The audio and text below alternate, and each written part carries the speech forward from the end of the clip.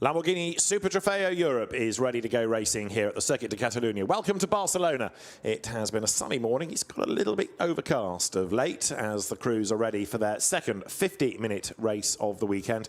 Yesterday's rather interrupted with a couple of safety car periods after incidents, but it was a lively race and it ended up with a victory heading at the end of the 50 minutes to Paul Levet and Adam Pera, who did a very good job, Adam, the Malaysian, in the second stint, to fend off the challenge of Benedetto Strignano, who led to the pit stops.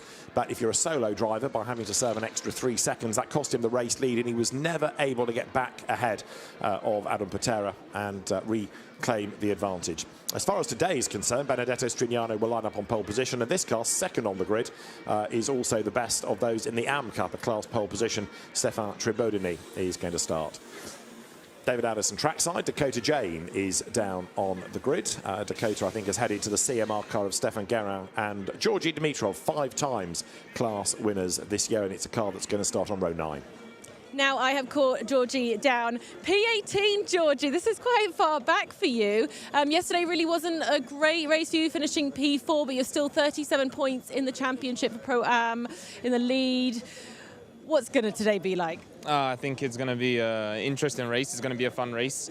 So we see how things are planning out after the start. We had a decent race yesterday, a bit difficult from our side, just management of tyres, which is going to be a big thing today as well. So we're going to be trying our best to climb the grid as far as possible and getting a good result, bringing good championship points back home. So what did you learn from yesterday? Obviously, you said that tyre management was difficult. Now, your arm starting in the car, Stefan, but he is quite good. Have you given him any advice on how to manage those tyres? Yeah, well, now the weather today is seeming a bit cooler. So yesterday it was quite hot in the afternoon. So it's seeming to be a bit easier on the tyres today. So maybe performance levels will be up generally across the grid. So I think we'll see a fun race full of management. But yeah, we'll see how things go after the start and where we are, and then we'll go from there. Good luck. Thank you. Georgi Dimitrov then will go second, and the car on row 9, as Dakota points out, but Stéphane Guérin did the time, so he's not as quick as Georgi Dimitrov, so it's down to Stéphane Guérin's efforts in the qualifying session that dictates where the car starts, and Georgi Dimitrov will no doubt hustle it along in the second stint. Stéphane Guérin dropped away yesterday. It was a brilliant battle in Pro-Am, won by Bronet Formanek and Stefan Rossina, who've already this year claimed the GT2 European Series title. So the grid formed, 50-minute race, pit window between 20 and 30, and 87 seconds for the double driver entries, 90-second pit stop for the solo driver entries, and everybody with the same base car, Lamborghini Huracan, run by different teams, and the categorization of Pro-Am, AM, and Lamborghini Cup, really to reflect everybody's different experiences and successes as drivers. One crew new for the weekend are the 2 Lamborghini young drivers from the Asian and North American championships. The crew being Elias de la Torre and Ethan Brown, and they got 4th yesterday, having started way, way back on the grid. I think 15 places were gained by Elias de la Torre on the opening lap of the race. It was quite something. Right, let's get back down to the grid. Let's rejoin Dakota. Enzo, yesterday was an important day, but it really wasn't your day, was it? Today, you've got Adam alongside you. He's 2 points now, only in the championship title. You're still leading, though. So what did you learn from yesterday that you can bring to today's race? Yeah, yesterday was a really bad day. I thought that all the race was in T1, but actually no, it quite actually ruined my race in T1. So we need to stay focused, don't overpush in the first stint, and then try to make the difference in the second one. How did the car feel yesterday? Was there any issues? Is there anything you're concerned about for today? No, I think the car yesterday was quite fast, but eventually here, when you're stuck in the traffic, you can't do anything about it, except if the guy in front do mistakes. So we need to be aware of every opportunities. Good luck. Thank you. Bon chance. And Enzo Garacci yesterday given a penalty for contact against Patrick Frabboni. He was stuck in traffic, as he was suggesting. He tried to find a way through. There was slight contact up at turn 12, and it put Frabboni into the gravel and out of the race. Dimitri Engelbert there was good yesterday in the Pro-Am battle, taking 3rd with Anthony Nara. Dimitri Engelbert will start today. Anthony Nara to do stint 2. So drivers getting set for the formation lap. Patrick Fraboni, as I just touched on, was in the gravel yesterday. Giacomo Pedrini will start. Double winners. Patrick's with Dakota. Patrick, ieri è stato un giorno per dimenticare, ma oggi è molto importante arrivare anche in la battaglia per il campionato. Che tu pensa? Sì, ieri purtroppo per un contatto ci siamo ritirati dalla gara, però oggi dobbiamo fare il meglio per rimanere lì nel campionato e fare più punti possibili. Okay, right, a little translation. I asked Patrick, obviously yesterday was a day to forget. It was a really bad race for him. He said today you're willing to bring the battle and you're going to remain in the championship. So let's see how you do. Let's see how Giacomo goes. Good luck. Thank you. They are fifth in the points now, Patrick Fraboni and Giacomo Pedrini. Pedrini the start driver, and Patrick Fraboni will do the second stint. You don't have to have a co-driver. It's not a regulated double driver championship, this, but many elect to do it. It splits costs, and in the case of the Pro-Ams, if you're the Am, you want a very quick pro with you. Perhaps if you're in the Lamborghini Cup, where that's more for the gentleman racers, or the Am category as well, then you can go solo, and that's true of Karim Moget, who's rather dominated in the Am class this season. Anthony Nara, we looked at a moment or two ago. Dimitri Engelbert starting. Anthony Nara now with Dakota. Anthony, you're still in the championship battle as well. There's some really strong competition in the Pro-Am category, and I know you've got Schotter behind you as well. I know you've got this strong Am coupling as well in front of you. What do you think is going to happen in turn one?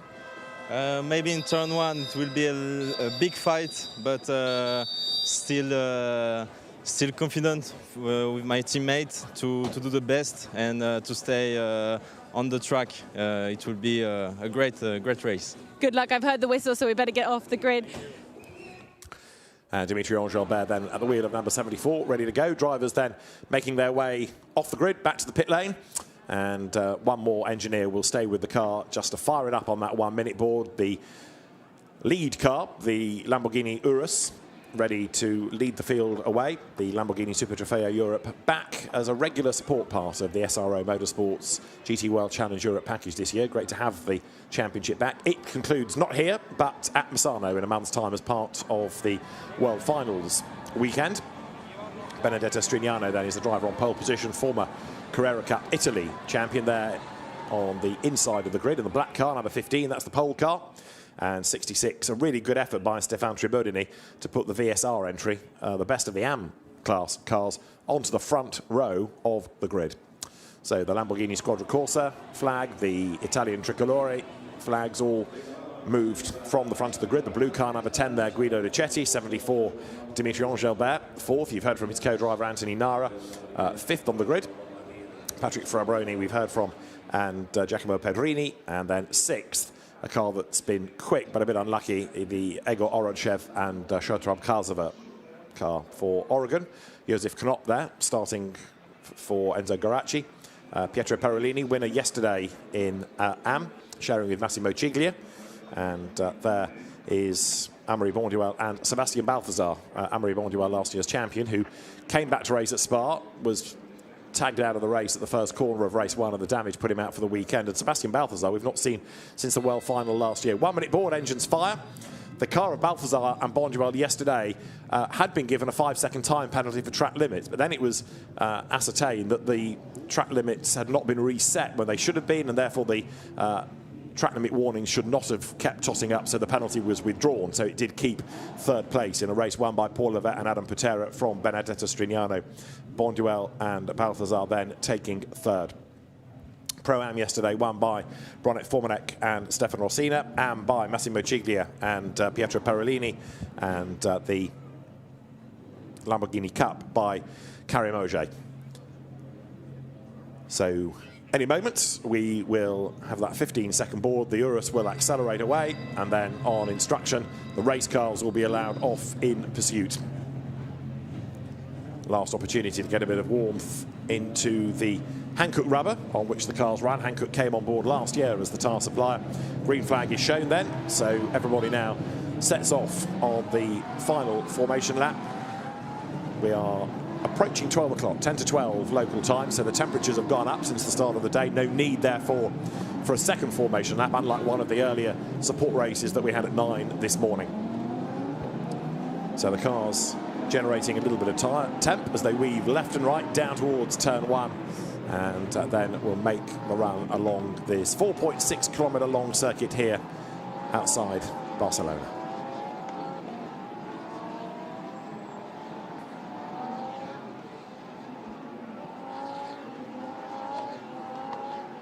Always a competitive field in Super Trofeo Europe across the 4 classes. It will conclude in Massano, but here the grid headed by Benedetto Strignano on pole position, with Stéphane Tribodini lining up second. It's Guido Luchetti starting third and Dimitri Angelbert going from fourth. Fifth, Giacomo Pedrini and Egor Orodchev starting sixth on the grid. Then it is going to be Adam Pera in the VSR car and Josef Knopp alongside. Sebastian Balthazar starts on row 5 alongside Pietro Parolini. Then it is going to be Rosario Messina and the impressive Ethan Brown. Next up, it is Hugo Bach and Renault Kuppens car. Renault Kuppens to start today. And then Mons Tarlin lines up alongside, ahead of Adrian Lewandowski, who's been a class winner in AM, and Anthony Pretorius, who's been an outright race winner. Bronick Formanek, double winner now, lines up alongside Stéphane Guérin. Karim Auger is next, having had 6 Lamborghini Cup wins. He's alongside Kevin Mirocha. Then it is Alfredo Hernandez Ortega and Adalberto Baptista. He's had a Lamborghini Cup win. Next up, Claude Gosselin and Francesco Turzo. Alessio Ruffini is on row 13, and with the help of Milos Pavlovic, has had a Pro-Am win. Philip Tang is next, ahead of Holger Harpson, who's had a Lamborghini Cup win. Rodrigue Gillon comes next, sharing with Stéphane Lemeret, ahead of Fred Roberts out of the North American Championship, and Sandro Moore next on the grid. Row 16, Christian Bortolato, who was in the gravel early yesterday, and Serge Doms going solo for a change, with Chi Chung Chan and Luciano Privitello rounding out the grid.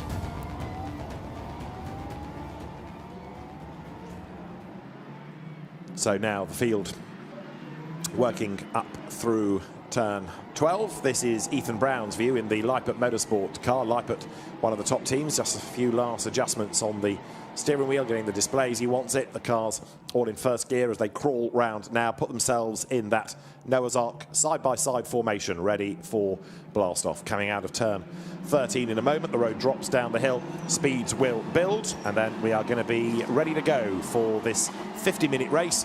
Interrupted twice yesterday, so let's see how we fare today. Benedetto Strignano needs to try to get the advantage and build a gap here if he can, but up against him, he's going to be Guido Luchetti behind. The car of Stéphane Tribodini, it's going to be affected by the fact that it's in the AM class, and therefore the pace of the drivers not quite as good as those in Pro, but it's going to be interesting to see how it fares on the opening laps in the hands of the quick Tribodini.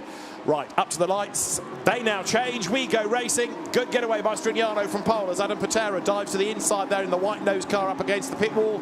Guido Luchetti covers that move off as they head down towards turn 1. On the outside line is Stéphane Tribodini. Ethan Brown trying to gain places as well up the inside line, and drama because that is Sebastian Balthazar who goes around and creates mayhem. Dimitri Angelbert has got caught up in it in the red and black car. That is Egor Orodchev, who spun coming out of turn 2. Yellow flag, and I suspect we're going to end up with a safety car. But drama breaks out at the first corner. As I say, Balthazar was involved in it, so too was Dimitri Angelbert. Others got caught up in it, so as the field now goes up around turn 4, the race director, Alain Adam, will be waiting to see whether or not everybody can rejoin, or whether or not we're going to have to interrupt the race to get cars out of awkward places. There, a challenge made by Renault Kuppens on the inside to go through. Puts himself up ahead of number 34 there, the Oregon entry. That's Rosario Messina at the wheel of it as the cars then now come out of turn 5 and up through the chicane for the first time. So I think everybody has, believe it or not, got going. Guido Luchetti was one that was badly delayed. Also Dimitri Angelbert, Sebastian Balthazar. So through they come, down towards turn 10. But the yellow flags have been withdrawn. So astonishingly enough, despite what looked like a pretty serious drama, people have got going again. Luchetti, Balthazar and Angelbert, the 3 that were delayed. But they have picked themselves up and got going again. So Benedetto Strignano holds sway at the front of the field as they come now down towards turn 13. That is Anthony Pretorius, the South African driver, a race winner this year, going through in number 99, heading up now towards the completion of the opening lap of the race. So Benedetto Strignano, it is trying to get away, and I'm afraid a punctured tyre and a lot of damage for Dimitri Engelbert pretty much spells the end of his race early on. So he is limping back to the pit lane as the leaders go by, and it is Strignano then ahead at the moment of Tribodini in second place. In third spot it is Giacomo Pedrini, Adam Pera fourth, Ethan Brown is fifth. Holger Harmsen there ahead of the recovering Mons Tallinn, number 44. Let's have another look at the start then as they all head down into the first corner, and it is Sebastian Balthazar to the inside. He gets on the grass, can't stop the car, it snaps sideways, he hits Luchetti. They all seem to pile somehow into Dimitri Engelbert and knock him around. Others have to go off in avoidance, including Bronek Formanek. This is how Ethan Brown saw it as he accelerates away down towards turn one, and all of a sudden there are going to be cars coming across the road ahead of him. There's a yellow flag out at turn 6 now, incidentally, as there, look, is Balthazar right across the front, and Ethan Brown very lucky not to get caught up in all of that. And that was the second incident that spun Egor Orochev out of the way coming through turn 2. And the reason for the yellow flag is that Dimitri Engelbert has stopped on the track. He can't even get the car back to the pit lane, such is the level of the damage. So very disappointing for Engelbert and Anthony Nara, from whom we heard on the grid as Benedetto Strignano leads the way. There, chasing after him is Stéphane Tribodini. And in third place, Giacomo Pedrini, the car that was in the gravel at this corner yesterday and out of the race. So frantic stuff at turn 1. That is Alessio Ruffini going through, being chased in turn by number 23, the entry from the DL Racing stable of Francesco Turzo. Turzo comes now out of turn 13, drops down towards the end of the lap, and Ruffini in Pro-Am, Turzo in Lamborghini Cup. Over the line goes Benedetto Strignano, and he is half a second up the road ahead of the Pro-Am, the Am leading Stéphane Tribodini.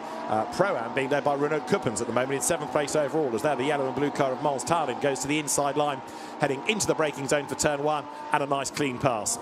That's the recovering Egor Orochev in number 12, the car that he shares with Shadrab Kazava. But Benedetto Strignano, for the meantime, leads, but is slow coming out of turn 3, almost there, making me think there was a full course yellow that he was slowing down for. There was certainly a yellow flag, but he backed off greatly, and that has enabled Stéphane Tribodini to close the gap. Down the hill once more they come then, so Strignano trying to rebuild that advantage over Tribodini, and then it's Giacomo Pedrini in third place, but he's not really being able to stay for the moment with the leaders. Fastest lap's been done already by the recovering Sebastian Balthazar, well wound up after his moment going into the first corner. Whether that's going to get looked at, we'll wait and see, but with the car on the grass, it was never going to end all that well. Lead battle then, starting to build up once again with Pedrini, and then in fourth place Adam Pera, just getting a little bit nearer to the back of Tribodini's car now. This will bring them round to the end of lap number 3. Benedetto Strignano, race leader. There's Pretorius coming up towards us, the South African driver in 9th place. That's another of the Leipert cars, and another yellow flag shown, this time at turn 6, as the leaders power their way up towards the timing line once again. So through comes the leading Benedetto Strignano car that is run from the Scuderia Villorba Corsa stable, goes by with a half a second advantage to the VSR entry of Stéphane Tribodini. Then you've got Giacomo Pedrini third, Adam Pera fourth, Ethan Brown fifth, and Pietro Perolini is in 6th. Second currently in the AM class. 7th is Renaud Kuppens leading in Pro-Am. 8th is Messina, 9th Pretorius, and 10th is Adrian Lewandowski, and another place about the braking then. That puts him 13th ahead of Alessio Ruffini. For the race lead, though, Stéphane Tribodini is really having a big go, is he not, at Benedetto Strignano here as the cars come again out of turn 4. Making that run nose to tail for the race lead, and this is enabling now third placed car in the hands of Giacomo Pedrini to get even closer. Coming up through turns 7 and 8 then. Race leader Benedetto Strignano trying to get clear, but Stéphane Tribodini crawling all over the back of him. In 4th place, Adam Pera, and his co-driver Paul Levette is with Dakota in the pits. I have caught up with Paul Levette, car number 6 VSR. Adam had a really good start, Paul. Is this going to be... You're obviously wearing a cool suit as well, I've just noticed. It's not that hot today. Why are you wearing a cool suit? I'm always trying to be calm and cool when I go in the car, and especially with what can happen on track, it's always better to be as cool as possible. After yesterday's win and obviously missing the race in Nürburgring, what is it like to be back in Super Trofeo Europe? Obviously, fantastic feeling. I missed this adrenaline, but I missed racing, and being on the sideline was kind of a torture, if I can say. So I worked so hard to be back, and obviously I think we made the most out of it yesterday, and hopefully today also. And now you've seen, obviously yesterday we had a lot of restarts. What would be your advice to Adam in this current moment where there's obviously a yellow flag in turn 6? I mean, I have a few things to teach him, but he learned so quickly since the start of the season. He did a mega restart yesterday with the safety car, so honestly, for now, the mission is just to drive, avoid any mistake, avoid any track limit. It's very difficult to overtake, so basically... Paul Lefebvre back in the championship. It was budgetary constraints that forced him onto the sidelines at the Nürburgring, but the winner yesterday in that car, 4th at the moment. Now Balthazar under investigation, we notice, for the dramas that he had down into turn 1, so perhaps not surprising given what was triggered. Sebastian Balthazar is being looked at, as right here is number 34. This is Rosario Messina, who runs in Pro on the back of the Pro-Am leading Renault Coupens, very experienced driver, and in fact Messina having a look on the inside as they headed up the hill there. That's the recovering Egor Orodchev, another very experienced driver, being chased hard by Mans Tallinn, there, number 44 in the Leipzig car. And behind it is number 7, which is the experienced Karim Ogier, leading Lamborghini Cup and running in 12th overall, which is very good effort. And the problem there, that is Coupens, who has slowed right down and gone wide at 10. So Renault Coupens trying to pick up pace again, but let's see whether he limps on or is bound for the pit lane. As up towards the line here is the AM class leading Stéphane Guérin, dropping back slightly now from Benedetto Strignano in the lead of the race. Sebastian Balthazar's zealotry is going to be looked at after the race, not during it. So for the moment, his race continues unaffected as the leader goes through 8/10 up the road now. Strignano having just done the fastest lap of the race as well. So that margin grows between the top 2. Pedrini 3rd, Patera 4th, 5th is Ethan Brown and Pietro Perolini 6th. They're going through is Anthony Pretorius, the South African driver, proving the very international nature of Super Trofeo Europe this season. Anthony Pretorius then goes by and makes the run now up towards turn 4, having been a very quick South African touring car racer and South African Polo Cup competitor, kind of following in the footsteps, if you like, of Kelvin van der Linde and Jordan Pepper, who've come from South Africa into European GT racing. Jordan Pepper part of that Lamborghini factory roster these days. Now there, Renault Coupens has picked up pace again. He is still ahead in the Pro-Am battle, but he did fall back overall. The opposition to him is coming from the black car of Stéphane Guérin. That's a little bit further back in the queue, one car but one. So between them, you've got Adrian Lewandowski, and then number 13, Stéphane Guérin, goes through shot. He in turn is being chased by Egor Orodchev, recovering after his lap 1 turn 2 spin. Mans Tallinn goes through 13th, and that's 14th, Karim Ogier. That's the leader in Lamborghini Cup right now.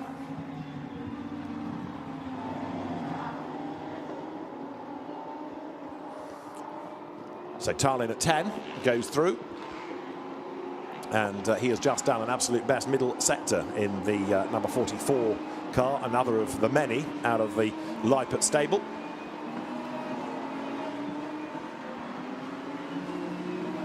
Number 7 then is Karim Ogier, who's dropped to 14th now, but he's still comfortably ahead in class as he powers on to the end of the lap. Pit window is about 9 minutes away from opening as the leading car of Lewandowski. Adrian's father, Andre, has been a regular winner, whether it's been as a soloist or with co-drivers across Super Trofeo Europe and the World Final itself. And Adrian Lewandowski carrying on the family traits of being very successful in this championship. Race leaders then once more swoop through turn 13 down to the end of the lap, but there you're looking at the back of Stéphane Guérin's car, and he is currently in 11th place overall. And the real focus is going to be on the class results, and Renault Coupens, just a couple of cars up the road ahead for the Boutsen VDS team, is the main opposition. Benedetto Strignano then continues to hold sway. He's about to come up to complete the lap, and as he does so, chasing after him remains Stéphane Guérin. There third is Giacomo Pedrini, and Adam Pera falling back a little bit. He did a good job of defending the lead yesterday from Strignano. Benedetto Strignano is the best of all of the soloists right now, of course, everybody behind him.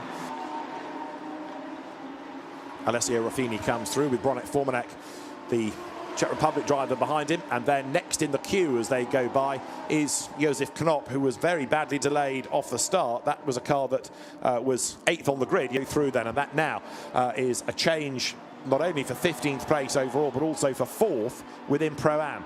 To the inside line comes the recovering Josef Knopp. So these are the drivers that are ahead in the championship in Pro, Josef Knopp and Enzo Garacci. But they've got to rebuild the race somehow here, and right now that car's only 8th in class, so they need to get a wriggle on.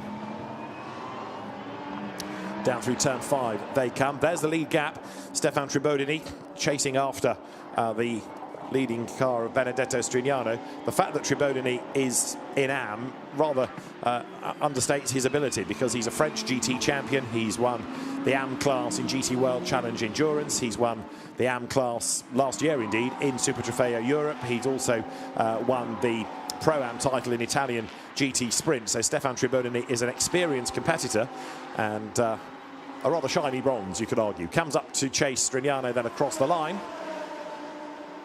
Tribodini through that margin 0.7 of a second, and on that lap the fractionally quicker was the chasing Tribodini rather than the chased Strignano.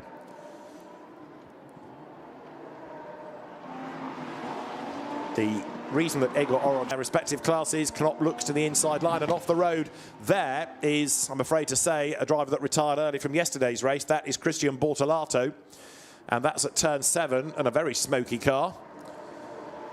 And this is the safety car making its first appearance then, with 5 minutes before the pit window. Safety car called by race director Alain Adam to neutralise the race and to get that car out of harm's way. So now all the gaps are going to disappear. If you're the slower driver in your car, that's really good news. It gives your co-driver a big opportunity. If you're the quicker driver, it's really bad news. And that off the road, is that Strignano? Is that the leader? The car getting back onto the circuit, and it is the race leader. Benedetto Strignano then has had a moment down at turn 8. Now I wonder whether there's oil down, because we saw smoke coming out of Bortolato's car. Is there something on the ground that has caused that to slide off the racetrack, and it's dropped a long, long way off the circuit?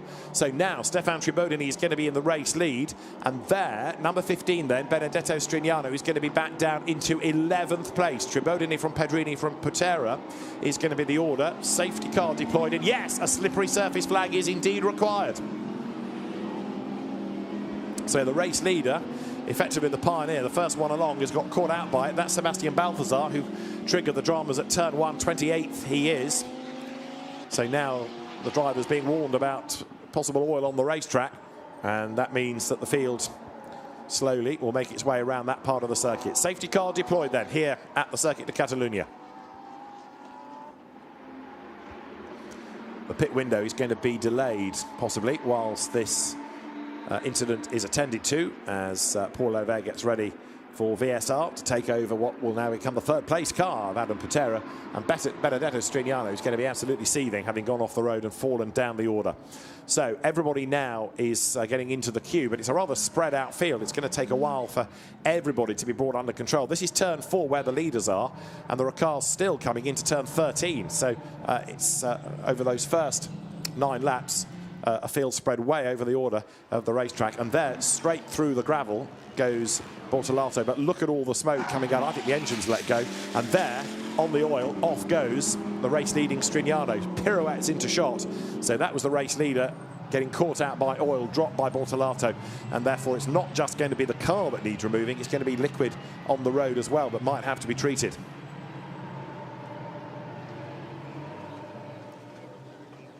Others will be very grateful that it was Strignano that found the oil first, because they were able to measure their pace against him. But Benedetto Strignano came into a corner that previously had had a fine track surface, and all of a sudden grip level was completely different. So the field now works lap 10, makes the run up out of turn 8, and heading now into this safety car period. Number 5, Adrian Lewandowski, goes through, currently third in the AM contest. And while all this is going on, we're getting drivers on their final track limit warning, one of being Holger Harmsen, who had a spin yesterday. So down through turn 10 they come. So now everybody pretty much in one long line. That means that the field we'll go through, and the marshals have got more opportunity to work before the cars come around again. In fact, they've already pretty much dragged Bortolato's car through the gravel. The orange barriers show where there's a gap, where there's an access point. That's the reason for the colouring, so drivers, if they have a problem, know where to aim. And the safety car with the lights still on come now down through turn 14.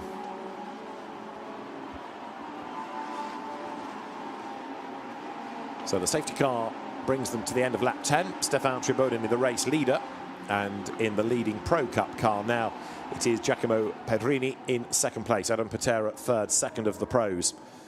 In the background, you saw Mans Tal in there, in the blue and yellow Lippert car, weaving left and right to maintain some tyre temperature and pressure, ready for the resumption of the race.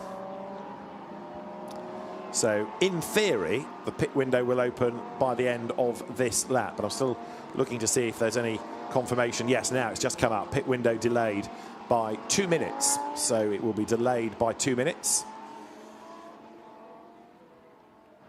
And therefore, that's just to get the oil treated and Bortolato's car off the road.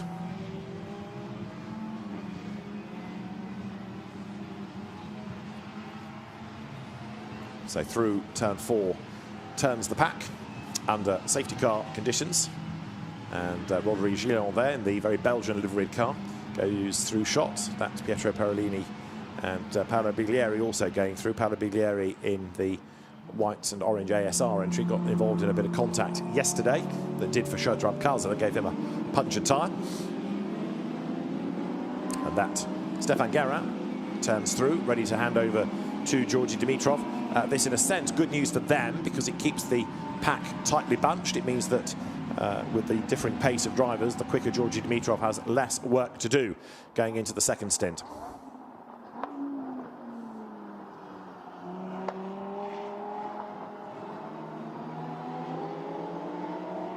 So down through turn 10 they will turn, and coming through is there Renaud Coupens, still leading in Pro-Am from Stéphane Guérin.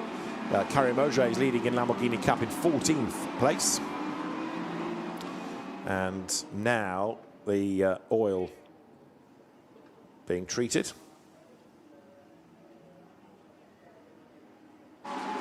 So the pit window has been moved back. Very, very busy in the grandstands today. The Lamborghini Super Trofeo Europe, part of the Festival de la Velocidad, promoted by Jesus Pozzo, the 10th running of the event, and every year it grows and grows and grows, not just in terms of cars racing, but also the extra things off track, supercar displays, car clubs, DJs, you name it. There was much effort off track as on, and brings the fans out in good numbers. Lead for Pier Giacomo Randazzo, so it's kind of hurting them, this really. Tribodini needed to try to get away and build the advantage early on. So still we will have the track treated, and it's round about this part of the circuit downhill into turn 7. So there you can see just on the very edge of the track, so the cars being kept to one side, the speedy dry put down and then swept into place. Pit window delayed by 2 more minutes, says the race director. So slight extension of the opening stint here, rather than getting people in under the safety car conditions that we have. Giacomo Pedrini remains the Pro Cup leader, with Adam Pera sat right up behind him. And then the third of the Pro Cup cars, Ethan Brown, racing here for the first time, but the driver from Super Trofeo Asia looking mighty impressive indeed.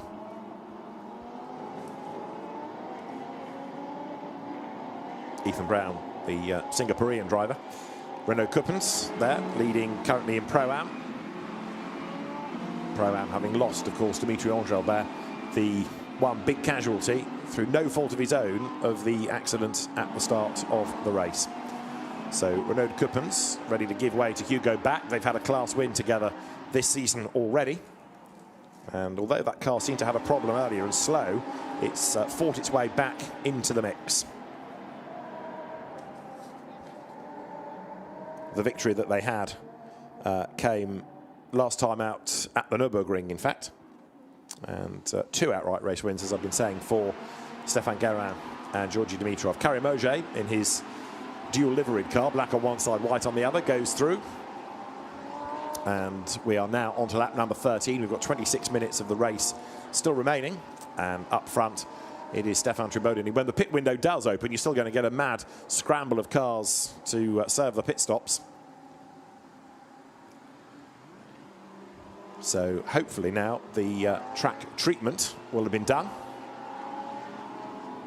Not quite, all hands to the pump, but you can see it's not too great a line, but when the engine let go, Bortolato was going in one direction only. So really disappointing weekend. He had a spin into the gravel yesterday, and the DL racing car has fired him off with that engine drama today. So the marshals relaying the news back to race control of what's been done.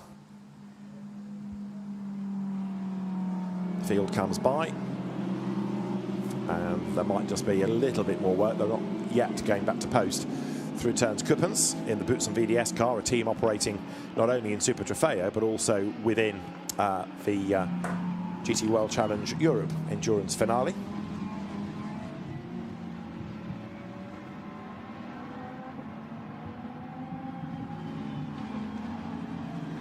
So down towards turn 10. Pit window is now open. So the pit window is ready for the teams to plan their pit stops.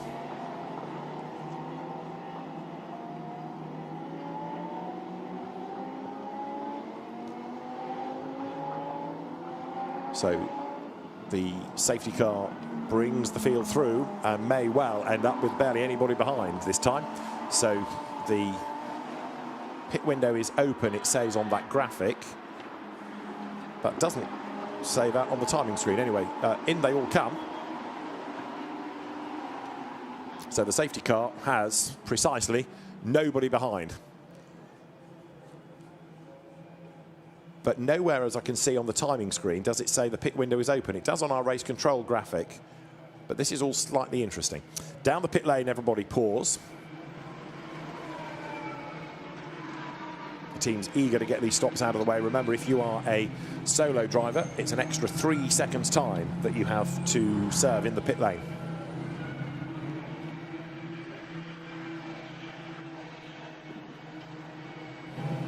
Adam Pera there helps to strap in Paul Levet, ready for his stint aboard number 6, the winning car of yesterday. And number 11, which is the Formanek and Rossina car, is being given a 5-second time penalty for cutting turn 2. So dramas for that. I think one car stayed out. Yes, Alfredo Hernandez Ortega has stayed out. And there he is now in the notional lead of the race. Very, very crowded in the pit lane.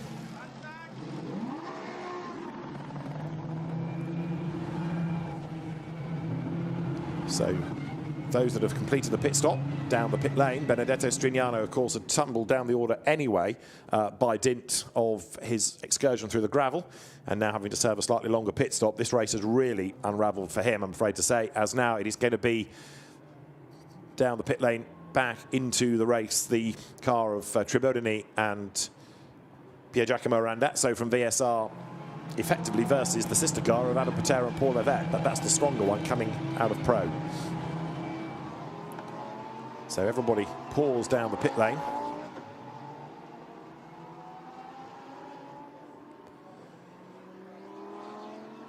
So we are back with the pit stops pretty much done and the safety car on track, and now Alfredo Hernandez Ortega elects to pit as well. So he will be a notional lap leader as he comes over the line in the pits, but then he'll drop to last place once that stop is done. So the safety car now looking for friends, because they are all pretty much a long, long way back.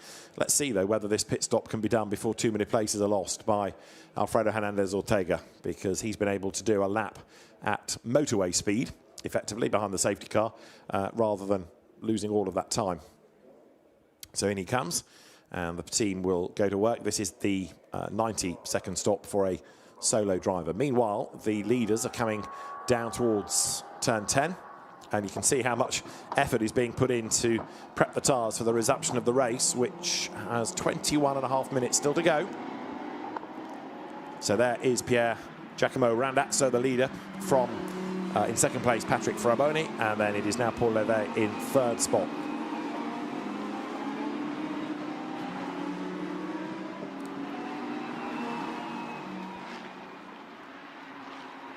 There's the leader. So Pier Giacomo Randazzo comes now over the line, and unable, of course, to build that lead because we're still under caution conditions like this. So he will have to wait for the green flag to fly in order to do anything about rebuilding the advantage. He's been a regular Lamborghini racer in the last few seasons, but a former Carrera Cup Italy competitor as well as Italian GT driver. So Pier Giacomo Randazzo holds sway. Track limit warnings now reset going into the second stint, so these drivers therefore can push on a little bit more. And down into turn 1 goes the pack. Safety car's over at 7, so having to really back off now, wait for them all to join. But if the road is clear, can't be that far off, getting things back underway, wouldn't have thought. Safety car's going up to turn 9 now. So there's the chasing horde. Benedetto Strignano down in 13th place after the trip through the gravel and the pit stop. Right, so safety car, on the tracker map it's being shown as being at turn 10. It's actually crawling up towards turn 7, I think. But trying to let everybody catch back up. And catch up they will. So the field coming now through lap 15. And lights are still on, but now I think that the queue has caught the safety car. Maybe one more lap just to do a proper safe restart, and then we can go racing, hopefully. So through turn 10, the pack now comes. So Dimitri Engelbert out of the race, Christian Bortolato out of the race, and we've also, I fear, lost Adrian Lewandowski because that car has pitted and not rejoined, and also the same number 79, the Kevin Mirocha car, that pitted and didn't rejoin. So for some reason, another couple with problems. So the safety car leads them through, waiting for confirmation from race direction as to whether this might be the last safety car lap. We'll find out. The pack goes by.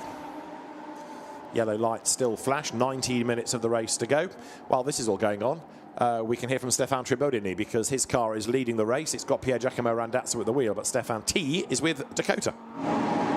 Stéphane, a close to perfect stint from you. How was that feeling at the front? Was it hard to manage everything, tyres, fuel, and obviously you saw that the safety car is still out, so that could be a little bit nerve-wracking for Piero. Yeah, I think Piero have a hard work now to do. Honestly, I'm really happy about the car, so I want to thank VSR because the car is mega. I didn't expect to be able to follow the first car with not too much margin and have also a good car, a good balance. So I was quite okay behind Strignano, and we make a gap on the third position. Bad luck for him, he took the oil on turn 7, and I almost crashed also. So I'm happy to stay on track and to be first. But now, yeah, the hardest pass is now with Piero, first with all the pro after a safety car. So I hoped for Piero to have a margin. But now with everybody glue on his back, it will be really more difficult because if you go outside of the line, you have a lot of pickup and it's really difficult after to manage the car. So I hope to Piero to stay first arm. We don't care about being first overall. First arm is the goal. Grip level, super low. It looks really low here. And as you said, now the pickup. Do you think Piero can manage it? Yeah, for sure, for the arm driver, it's the worst thing to manage because it's not easy to take off the pickup. So I hope he will do it, and I cross finger for him. I cross finger for him too. Good luck, bon chance. Bye-bye. Safety car is indeed in this lap. So as the field turns through, there is Pier Giacomo Randazzo's car that Stéphane Tribodini was driving in the lead. Nose in front, coming out the other side. Through he has gone then. So gaining the place. Paul Levet up into second and a class lead. And now, look, you've got number 70, the car of Elias de la Torre, looking for a way through as well. De la Torre has gone really well here, racing at Barcelona for the first time.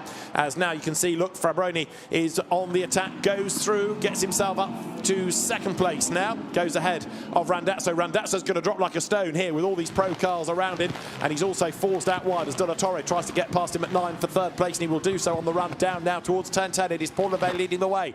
16 minutes and counting as they come then into turn 10. Patrick Fabroni in second place, charging along for third. The change is about to come. Is it Elias De La Torre around the outside, goes third. Down to fourth is Randazzo. Fifth now, it is Gerhard Wisniewski, and then Silas Rutter is going through for sixth place, number 99 in the car that he's taken over from Anthony Pretorius, the blue Lippert car there, winner at Spa earlier on in the season. So out of turn 13 they come, ready to drop down the hill, and a challenge being made to the inside by Wisniewski, but Randazzo slams the door in his face. Randazzo's task really is to keep 61, another Oregon car of Massimo Ciglia at bay, but over the timing line they come, and looking very, very committed in the background there is Georgi Dimitrov in the traffic. So it's still a weekend of what might have been, really, as far as Strignano is concerned. Paul Levet, in the meantime, yesterday's winner with Adam Pera leading again. What a return to the championship for Levet this would be. A double victory. Number 44 there, Calaberti on the inside line. Benedetto Strignano on the outside at 10, trying to stand his ground for the inside up the hill. And as they get towards turn 12, doesn't quite work for him, has to slot back in behind. Certainly though, Strignano, former Porsche Carrera Cup Italy racer, looking very, very menacing as they come downhill once more, swoop through 13. Silas Rutter to the inside of Gerhard Wisniewski just up the road, but the leading Paul Levet car 1.2 seconds to the good as they come across the timing line. De La Torre in third, and he is dropping away ever so slightly. Fastest lap of the race before the pit stops, before that long safety car period, Egor Oroshev, and now he contact, and that forces Rutter off the road, and it forces Bergman off the road as well. Parler unfairly roughed up in that on the outside line, and contact between Strignano and Rutter rather did for him. Another car moving forward, then Gerhard Wisniewski moving himself now up past Randazzo. Randazzo's going to be mugged by Rutter, who gets through on the inside. Place gained. More drama. To the inside line goes Kalle Bergman. He picks away past number 66 of Pier Giacomo Randazzo. Benedetto Strignano is in the mix in number 15 as well. And you've also got the green car, look, Milos Pavlovic in the equation. Pavlovic, one of the most experienced drivers on the grid. He's been part of Super Trofeo for many, many years, make that decades, really. And now Pavlovic gifted a result here with Alessio Ruffini being in that safety car queue and therefore not losing time in the original stint. It's up to Pavlovic to try to get a result out of this, and they could yet be on for second in Pro-Am. I think Georgi Dimitrov is too far up the road, but there, look, Hugo back on the inside, Milos Pavlovic on the outside. This is for second in Pro-Am, and it's back just ahead. Winners both this year. Hugo back then ahead of Milos Pavlovic as they come again down towards turn 13, just under 12 minutes still to go. So the leaders go by. There, through on the inside line goes Milos Pavlovic. He picks up the second place in Pro-Am, and he will be across the line 10th overall as well, displacing Hugo back out of all of that.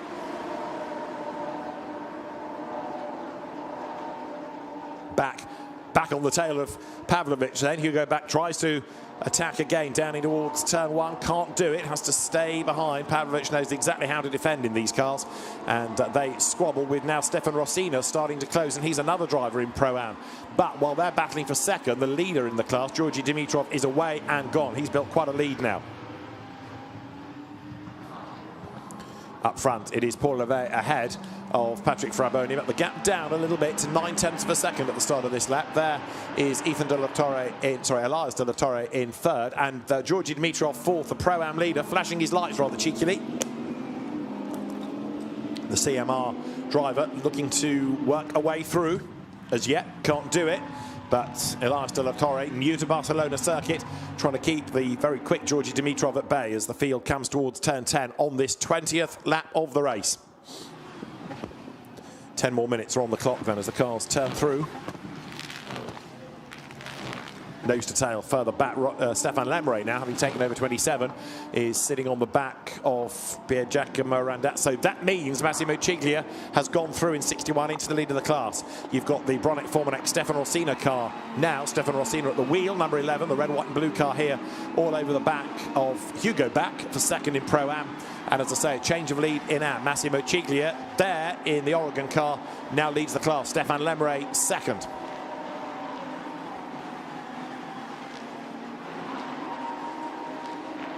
Guérin, I think I'm right in saying, in fact, has got past both Ciglia and Randazzo. Oregon cars are plenty, and there is Ciglia not as far up the road as I thought he was going to be. So across the line, it's Enzo Guaracci, in fact, at the head of that queue. Apologies. So Stéphane Guérin does now lead Am from Randazzo, but not for much longer. Ciglia is on the attack as they come down towards turn one. So Enzo Guaracci up to 12th overall. And there is Stéphane Guérin, who now has the lead in Am. Pierre-Giacomo Randazzo versus Massimo Ciglia for second in the class. But Guérin being able to build that gap now while Randazzo defends. Race lead margin still only 0.7 of a second, as here together they run now for third place. And we've had the change. Georgi Dimitrov has got himself ahead of Elias de la Torre then. So Georgi Dimitrov goes through, clears the place, and looking very, very strong indeed right now. Whether or not he's going to be able to catch the top two remains to be seen. He's got to make up about 2.5 seconds in order to do so. But there are the leaders, with Paul Levette, I think now having steadied that ship, he's managed to stabilise the gap over Patrick Fraboni. Replay of how the move came. Dimitrov, a really late decision to make that move, but the gap was open for him up the inside into 5. Elias de la Torre, I don't think expected that, and as he was planning the line for the corner, suddenly Dimitrov found that gap and went for it. No argument. Elias de la Torre, to say he was caught napping is maybe a bit unfair, but I don't think he anticipated a move to come there. It did. Dimitrov has gone by, and he's also pulled away, has he not? So Elias de la Torre falling back a little bit in 4th. And the earlier driver of that car is Ethan Brown, and he is in the pit lane, able to talk to Dakota as the car is third in class in Pro-Am. Ethan, now we've just seen a replay of Dimitrov passing your teammate Elias. It's gut-wrenching, but I know you're still in it for the win. Obviously third now in Pro. Passing is really tricky on this track. Where would you say is the best place to overtake, and where would you make the move if you needed to make it back? Well, this weekend we've been really strong in Sector 1, so hopefully Elias has got something into Turn 1 on the brakes. But yeah, he's super quick, so I'm sure he'll get the move done somewhere. Do you think that it was good to let Georgie go past? Because obviously he's more experienced, he knows these tracks. Was that a good move by your teammate? Yeah, we're not competing against him. Obviously he's in a different category, so as long as we're still on for a podium in Pro class, I'm really happy with that, so yeah. Let's see how you go. Good luck. So 4th in the race, 3rd in the Pro Cup is the car that Ethan Brown started. And here it's being driven by Elias de la Torre as they go now up through turn 9.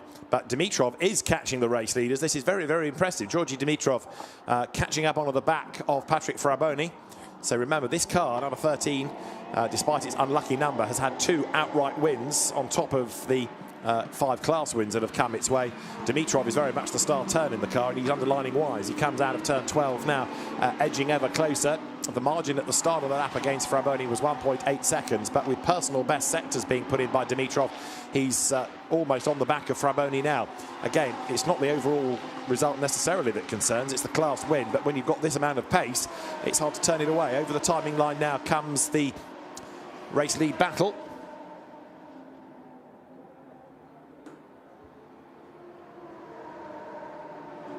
Race leaders go through then down into the right-hander of turn number 1. Paul Levette still ahead of Fraboni in 2nd place. Dimitrov 3rd, de la Torre, Wisniewski and Rutter is the order.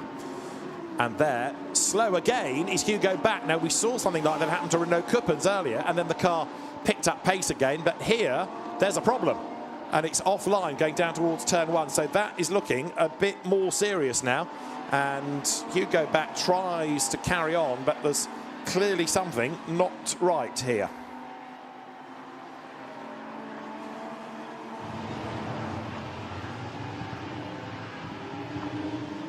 So there, the car carries on. Hugo Back trying to drive around the problem.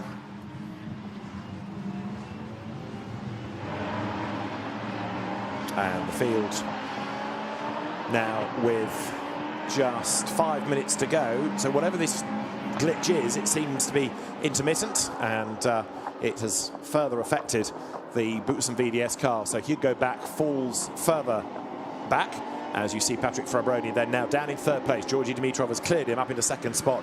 Dimitrov could yet be on for an outright win here. We know that Paul Levet is good, but now the pace that Georgi Dimitrov has got is very impressive. His last lap was a 144.8, a 144. Levet did a 46, so much the quicker is Dimitrov. Ignore Fraboni, he's cleared him. It's the race leader he's going after, and right now that gap, which was 1.4 seconds first to third, is a new margin of 9/10 first to second. 4.5 minutes are on the clock. It's white versus black. It is Levet versus Dimitrov down towards turn one, and Patrick Fraboni there in third place straight away, just losing time. 3, 4, 5 lengths lost, having also given up the place. So now Georgi Dimitrov on target for win number 6 of the year in Pro-Am, but could it be a third outright race win as they come out of turn 3 once again? Down towards turn 4 they run. Replay of how the move came. Georgi Dimitrov again, turn 5, that's his favourite play. Georgi Dimitrov now second, and in the first sector, nearly 3/10 quicker than the race leader. Further back, you got shown the race with 3 more minutes on the clock, and the lead gap continues to come down. There they are, Paul Levet then ahead of Georgi Dimitrov. 3 minutes are on the clock. We're going to get 2 more laps out of this, I reckon, as down towards turn 13 comes Levet. Now, it's a similar situation to yesterday. Number 6 under pressure for the win. Yesterday it was Adam Pera who was having to fend off Benedetto Strignano. Today it's Paul Levet having to fend off Georgi Dimitrov, but the same situation. Number 6, late race, soaking up pressure, trying to hang on to the race win. Over the line, the gap between them is 7/10 of a second. Dimitrov is almost there. 1 more lap can be squeezed in. Come the end of this as they drop now down through turn 1.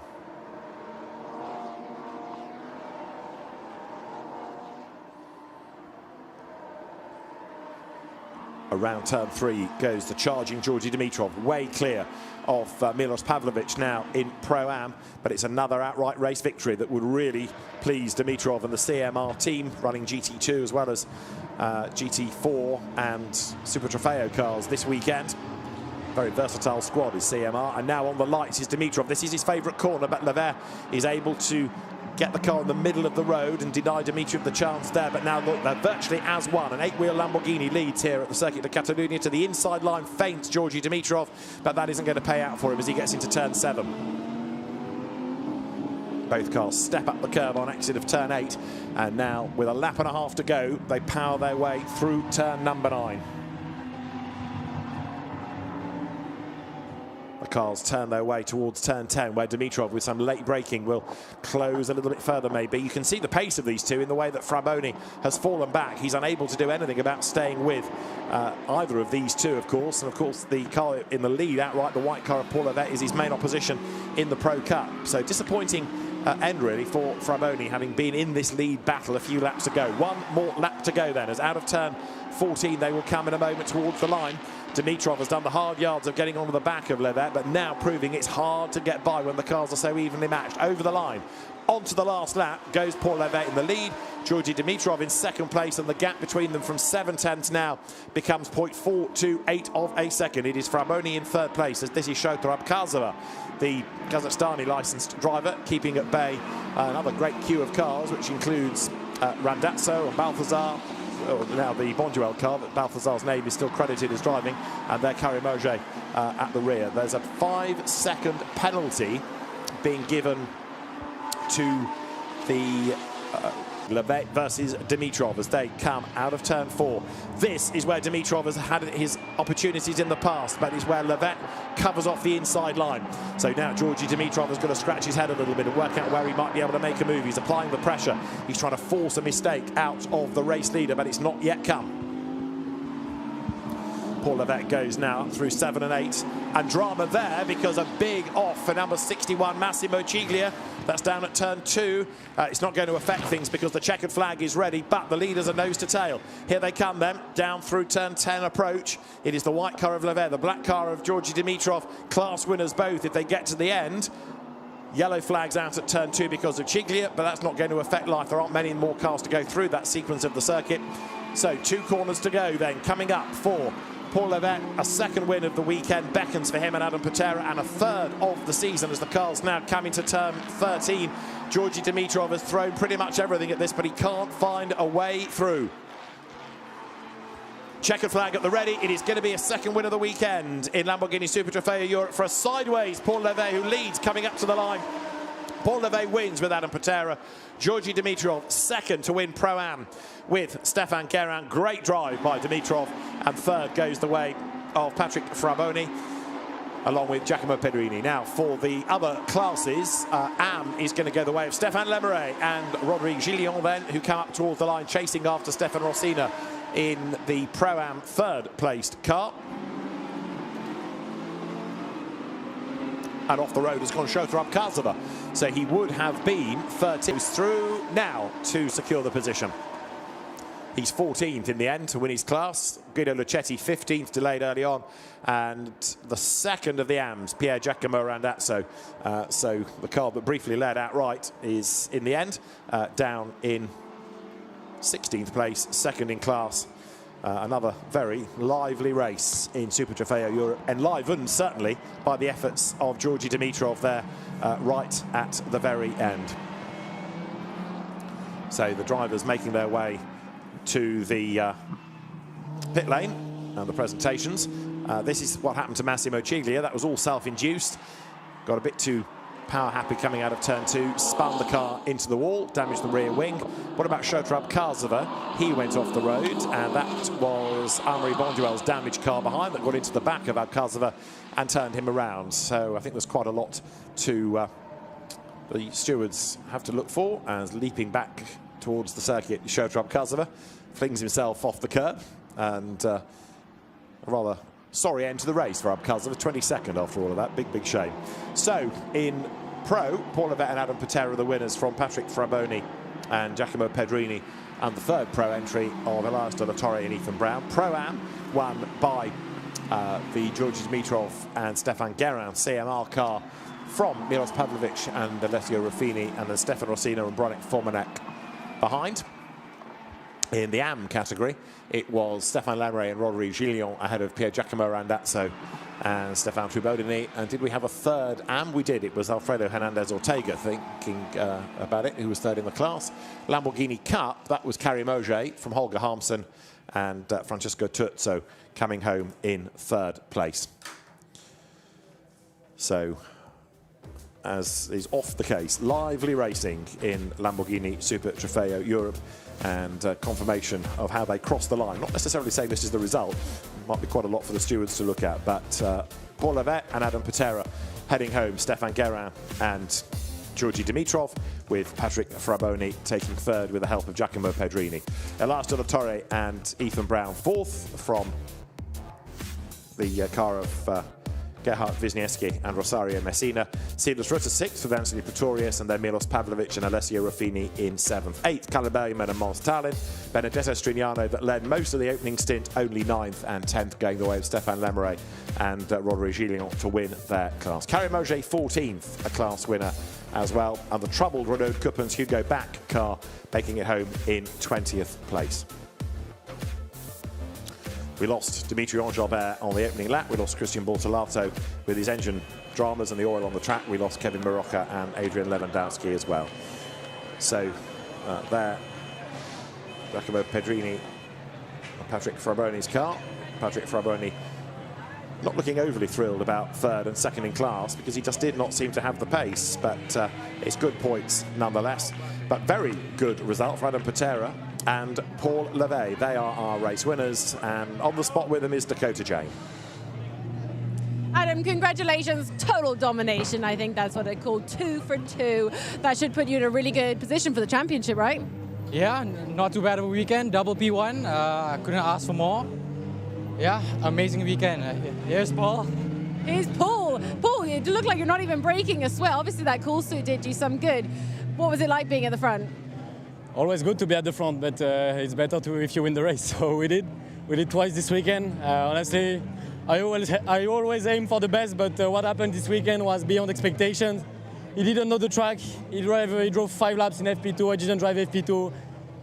The weekend started not really well, but in the end, P1 twice. Congratulations. Will you be back also for the last round in Misano? I need to speak to my team manager at the moment. The negotiations will be easier after this weekend, I guess. But I don't know yet. I don't know, honestly. Congratulations. Mega job, both of you guys. It's all about finding the money for Paul Levey to try and be on that grid at Misano. Fastest lap of the race, Igor Oronchev. Win number 3 of the win number 2 of the weekend, though, for the VSR entry. A mighty effort by Paul Levey and Adam Pera, both drivers, therefore, having to do a last stint and therefore withstand pressure from the pack behind.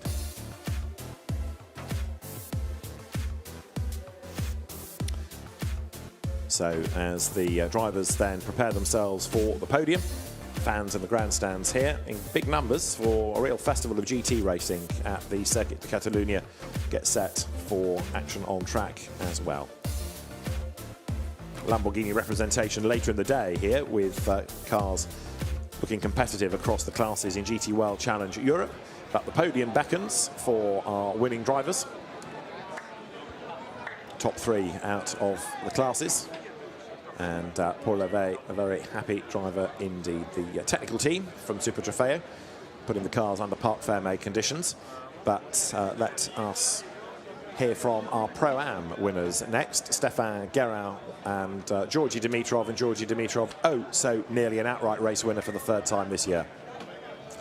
Congratulations, mega racing. Obviously, Georgie, right to the end there. I actually thought you might have a bit of a chance for the 1st place overall, but I think it's confirmed, don't hold me there, that you are the Pro-Am champions. There's not many points left, so congratulations. How are you feeling? Yeah, amazing, to be honest. Probably the best stint I've done this year. It was really difficult to overtake the cars in front of me, but yeah, I tried my best to get through the traffic as well as possible. And yeah, we ended the day P2 overall and P1 in Pro-Am. Still, it's probably confirmed for the championship, not sure yet. But yeah, this guy did an amazing job as well, avoiding all everything that was happening in the first stint. So really, it's been an amazing year so far, and yeah, couldn't be happier at the moment. Stéphane, est-ce que vous êtes content? Are you happy? C'était fantastique. Il y a ma famille qui est là pour célébrer. Georgi a fait un 2e relais fantastique. Il a un rythme incroyable, ça se voyait clairement sur la vidéo. Hier, on était un peu en deçà. Bon, c'est pas grave. On a fait une super saison. Donc voilà, on va pouvoir aborder le dernier meeting plus relax et célébrer ce titre de champion d'Europe. I'm going to translate very quickly what you said. Obviously, Georgie did a fantastic job is what he said. His family and his friends are here to be able to celebrate with him, and really had a great season. So congratulations. Thanks very much, guys. And bearing in mind they were a late entry for Paul Ricard, it's been a very successful combination and a really good deal that's come together. Stéphane Guérin we've seen regularly in Super Trofeo and GT4 type racing, but he and Georgi Dimitrov have made a good pair. Georgi, the quicker of the two, as you have seen, by the way, he catapulted that car up the order. So, class win for Georgi Dimitrov and Stéphane Guérin here in race 2. A very dramatic 2nd Lamborghini Super Trofeo Europe race here at the Circuit de Catalunya, and it began with a bang as Sébastien Balthazar got on the grass and came across the traffic, wiping out Dimitri Enjalbert and taking the car of Guido Lucetti. In the end, it was Paul Levey for the race lead, under attack from Georgi Dimitrov as Silas Rutter made a move on the inside, got tagged by Strignano, and that forced Kalle Bergerman wide and up the escape lane. This was the move that put Dimitrov up into 3rd place, and he wasn't done yet. He did a similar thing on Patrick Fabroni for 2nd as Stéphane Lemeray worked his way through to the lead of the AM class. For 2nd place to the inside, again, turn 5 went Georgi Dimitrov. One car stood between him and a 3rd outright win of the season, and this now meant that he was hard charging on the tail of Paul Levey. Massimo Ciglia, though, on the last lap, spun himself out of 2nd in the AM contest, and that was that car done. As to the checkered flag came Paul Levey and Adam Pera.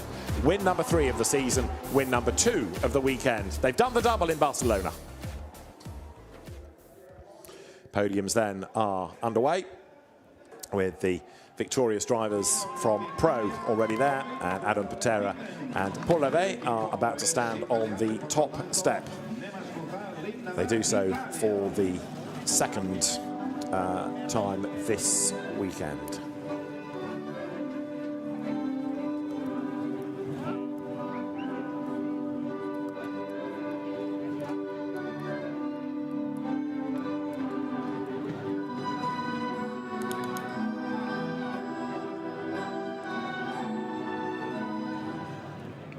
So for Paul Levesque and Adam Pera, the national anthem of the winning team, VSR Vincenzo Sospiri Racing, is played.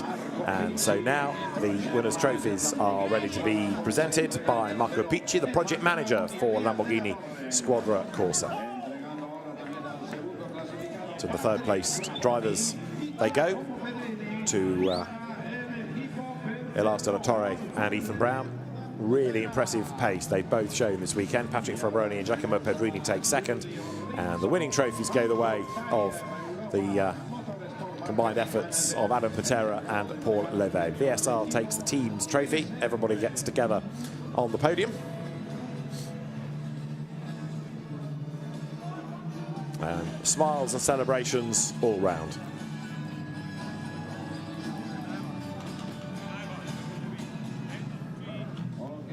So top stuff from VSR in the ever competitive Super Trofeo Europe Championship. Another 40-strong entry that's been received for certain rounds. High 30s this weekend, and some excellent racing as well. Right, as long as your team manager doesn't fall over and hurt himself getting off the podium, there's time for the champagne here. And Paul Levesque is in pursuit, as the champagne is aimed instead at Adam Pera. But the celebration's underway with 2 more races to go in Super Trofeo Europe on the second weekend of November at Misano, that also, of course, doubles up as the World Finals weekend.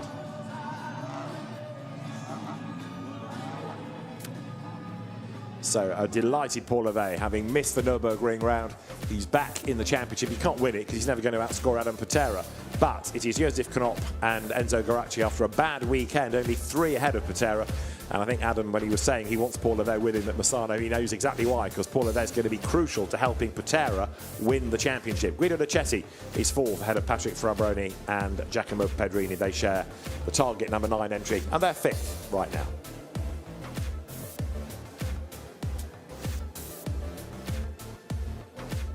So the podium being made ready for Pro-Am, Am and Lamborghini Cup. Pro-Am drivers making their way onto the podium, including Bronek Formanek and Stéphane Rossina, who've taken 3rd in the class. They are the SRO GT2 European Series champions, but have come back, or certainly Bronek Formanek has come back into Super Trofeo for the end of the season.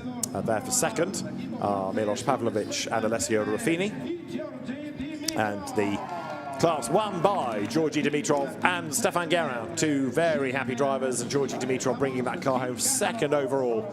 Really impressive stint. As for the CMR team, the top step of the podium is theirs for the 6th time this year.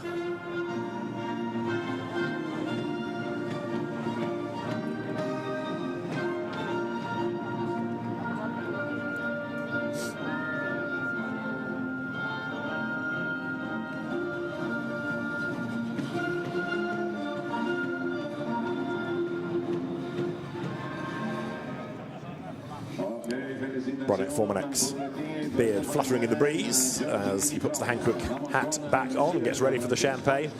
He and Stéphane Rossina have made a really good combination this year. Switching from partnering Josef Zaruba. There, the trophies go to our 3rd placed drivers. Bronek Formanek far more concerned about the fizz. Then for 2nd place to Milos Pavlovic and Alessio Ruffini. And then we have Georgi Dimitrov and his co-driver Stéphane Guérin. A brilliant season they have had. Our new Pro-Am champions. The team's trophy goes to CMR, I should say, and the champagne is already sprayed. Bronek Formanek has been determined to get on with this, and he's disappeared into race control to go and soak anybody else he can find. Those that are left on the podium are now having their own champagne battle. So a good season of Pro-Am racing, and for the championship then, champions crown. Stéphane Guérin and Georgi Dimitrov are victorious. Hugo Back and Renaud Coupens are ahead of Alessio Ruffini and Milos Pavlovic. 3rd, Anthony Nara, Dimitri Angelbert, not scoring in that race, are ahead of Egor Oronchev and Shota Abkhazova, with 6th for Stéphane Rossina and Bronek Formanek, who've only really joined in for the last couple of events. So 2 more races to go in Lamborghini Super Trofeo Europe. They are going to be at Misano in Italy on the second weekend of November, when the 2025 champions are going to be crowned. But we know that Stéphane Guérin and Georgi Dimitrov are victorious in ProAm at the end of a great season in Lamborghini Super Trofeo Europe.